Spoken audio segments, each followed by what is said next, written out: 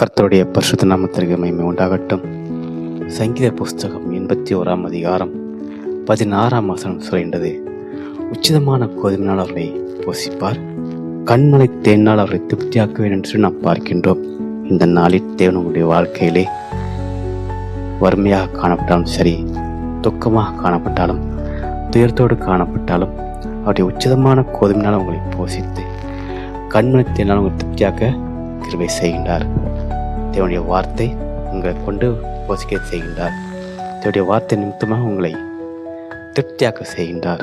தேவனுடைய வார்த்தையிலே இரவும் பகலும் தியானமாக இருக்கின்ற பொழுது நம்முடைய வாழ்க்கையானது பசி இல்லாத ஒரு வாழ்க்கையாய் காணப்படுகிறது. மாறாக தேவனுடைய வார்த்தையை தியானிக்க அது நமக்கு மதுரமாய் காணப்படுகின்றது. எப்படி மாறாவின் தண்ணீரை மதுரமாய் மாற்றினாரோ அதே போல நம்முடைய வாழ்க்கையை தேவன் பாவமான வாழ்க்கையிலிருந்து நீங்க செய்து அவருடைய கிருபையினாலே வார்த்தையினால் நிரம்ப செய்து நம்மை ஒரு புது மனுஷை வாழ கிருபை செய்கின்றார்.